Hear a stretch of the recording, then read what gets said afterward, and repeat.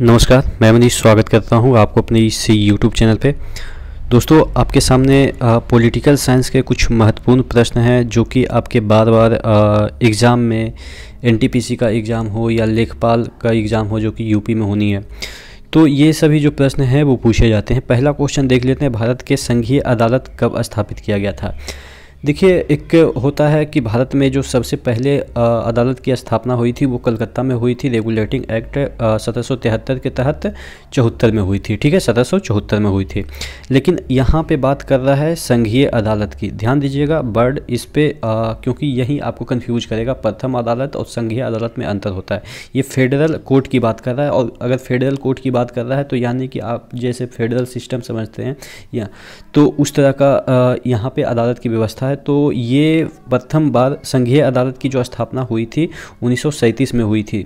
देखिए, और ये किस अधिनियम के तहत हुई थी, ये ऑब्वियस है, अपने पिछले जो अधिनियम है उसके तहत हुई होगी। तो यानी कि इससे 37 से पहले कौन सा अधिनियम आया था, 1935 का जो भारत शासन अधिनियम आया था, उसमें ये कहा गया था कि एक फेडरल कोर्ट की स्थापना होगी भारत में। ठीक है, तो यानी कि भारत में संघीय अदालत की स्थापना कब हुई थी, 37 में हुई थी। किस अधिनियम के तहत हुई थी, 35 के अधिनियम के तहत हुई थी। और अगर पहला अदालत की बात करें तो कलकत्ता में हुई थी, 73 के रेगुलेटिंग एक्ट के तहत 74 में हुई थी। ठीक है, तो ये एकदम से कंसेप्ट क्लियर कर लीजिएगा क्या चीज़ पूछा गया है।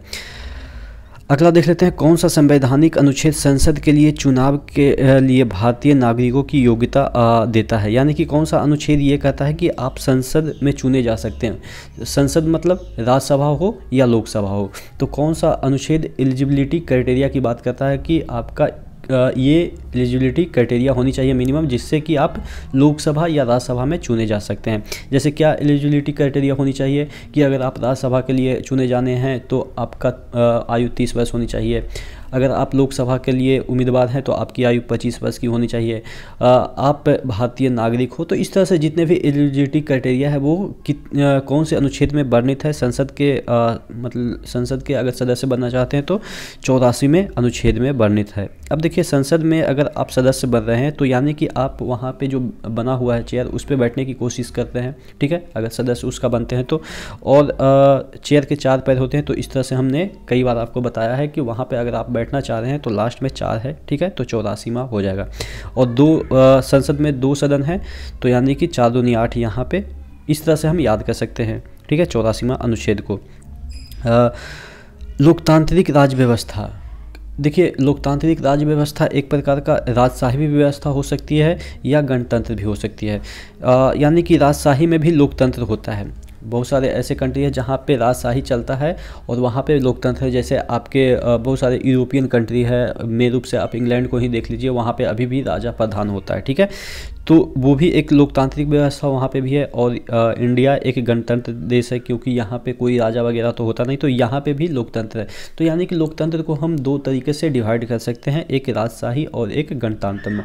यानी कि गणतंत्र में क्या होता है, प्रत्यक्ष रूप से जो सत्ता होती है वो किसके हाथों में होती है, वो जनता के हाथों में होती है। यानी कि जनता एक पर्टिकुलर समय पे चुनाव करती है अपने जो उस पे शासन करता है उसका। ठीक है, तो उसी को कहते हैं गणतंत्र। और राजशाही में तो क्या होता है कि परंपरागत रूप से सत्ता ट्रांसफ़र होते रहता है, उसका बेटा का, उसका बेटा का, उसका बेटा का, इस तरह से।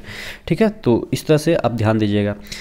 किस साल अनुसूचित जातियों के लिए अलग से राष्ट्रीय आयोग गठन किया गया। देखिए, पहले क्या होता था कि एससी और एसटी के लिए एक ही आयोग होता था। ठीक है, एससी एसटी के लिए एक ही कमीशन होता था। लेकिन 2004 में जो एससी वाले हैं उनको बैठने के लिए अलग से कुर्सी दिया गया कि आपके लिए अलग से एक आयोग बना दिया गया। यानी कि कुर्सी उनके लिए अलग से बना दिया गया। ठीक है, तो यानी कि कुर्सी बना दिया गया। तो फिर से हम 4 को यहाँ पे कंसंट्रेट करेंगे कि 2004 इसका आंसर होगा कि किस साल अनुसूचित जातियों के लिए अलग से राष्ट्रीय आयोग का गठन हुआ था, वो 2004 में। ठीक है, पहले दोनों एक ही था लेकिन दोनों को अलग अलग कर दिया गया था 2004 में।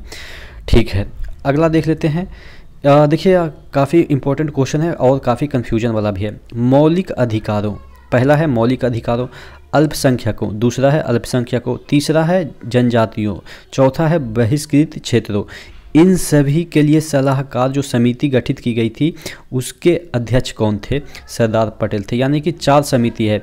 आपसे पूछा जाएगा मौलिक अधिकारों के लिए जो समिति गठित की गई थी उसके अध्यक्ष कौन थे, या आपसे पूछा जाएगा अल्पसंख्यक, या पूछा जाएगा जनजातियों के लिए जो समिति गठित की गई थी उसके जो सभापति थे वो कौन थे, या अध्यक्ष कौन थे, या बहिष्कृत क्षेत्र के जो सभापति थे उसके अध्यक्ष कौन थे? तो सभी के सरदार थे। ठीक है, सभी के सरदार यानी कि सरदार पटेल थे।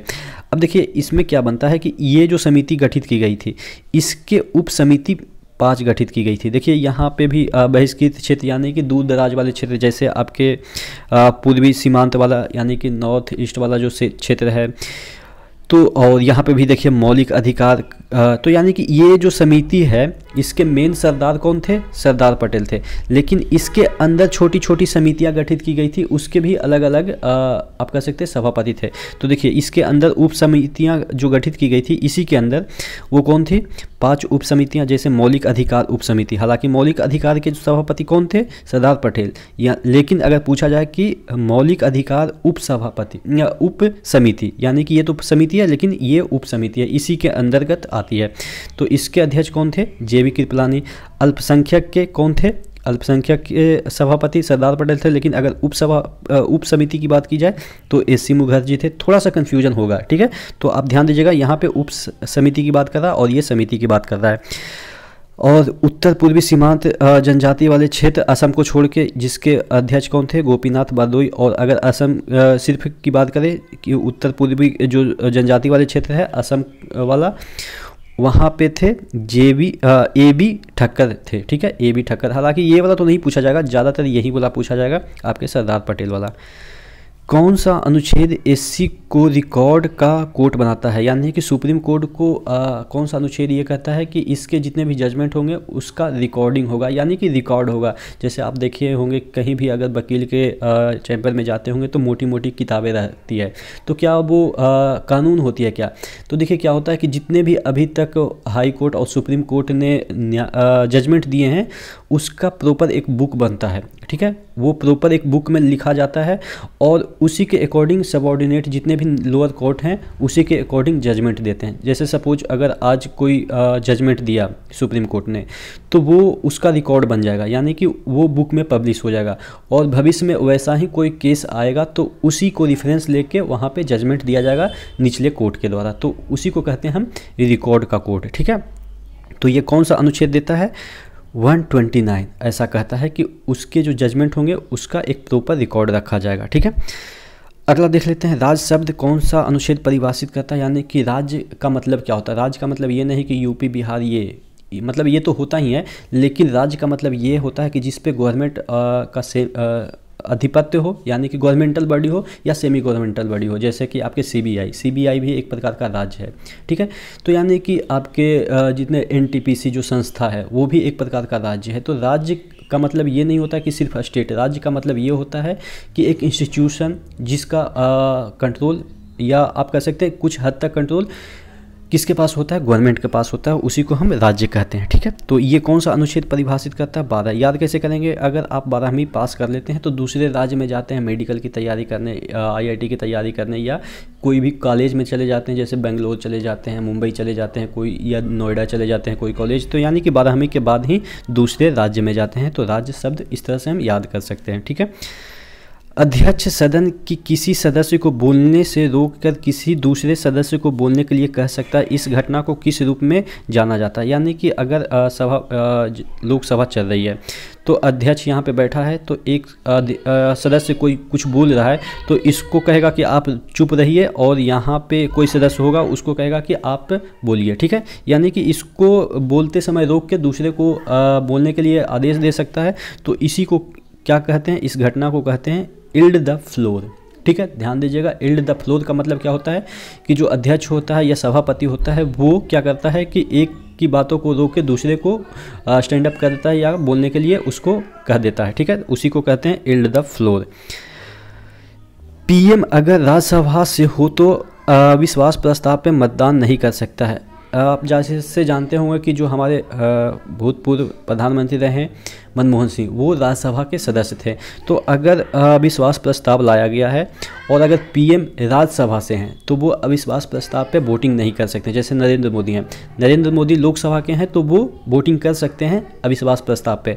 लेकिन अगर मनमोहन सिंह के समय कोई अविश्वास प्रस्ताव लाया जाता है तो मनमोहन सिंह वहाँ पे वोटिंग नहीं कर सकते। क्यों? क्योंकि वो राज्यसभा के सदस्य थे। ठीक है, तो इस तरह से ये भी ध्यान दीजिएगा। लास्ट क्वेश्चन है, किस अधिनियम के तहत भारत में प्रत्यक्ष मतदान की व्यवस्था हुई? प्रत्यक्ष मतदान का मतलब कि जनता लोग पार्टिसिपेट किया। पहले क्या होता था कि मतलब कि बड़े बड़े लोग या आप कह सकते हैं कुछ चुनिंदा लोग ही किसी को चुन लेते थे। लेकिन अगर प्रत्यक्ष मतदान की बात करें तो जनता पार्टिसिपेट की। ठीक है, अब यहाँ पे एक प्रश्न ये भी बनता है कि महिलाओं का जो मतदान हुआ पहली बार भारत में कब हुआ, यानी कि महिलाएं कब पहली बार भारत में मतदान की? तो 1919 में ही की थी। तो याद कैसे करेंगे? अब किसी को कहेंगे कि 19 रुपया दो या 19 चीज़ें यहाँ पे है या 19 ऑब्जेक्ट है यहाँ पे, तो कहेगा कि प्रत्यक्ष रूप से तो दिख नहीं रहा है, तो एक बार फिर वो एक मिरर में दिखाएगा तो दिखेगा कि हाँ 19 ही है। ठीक है, तो इस तरह से याद करेंगे कि प्रत्यक्ष का मतलब डबल बार, इस तरह से। ठीक है, तो आशा करते हैं कि जितने भी क्वेश्चन मैंने आपको कराए हैं वो आपको याद हो गए होंगे। तो इसी तरह से बने रहिए चैनल के साथ। नेक्स्ट वीडियो में नेक्स्ट अपडेट के साथ मिलते हैं, तब तक के लिए धन्यवाद।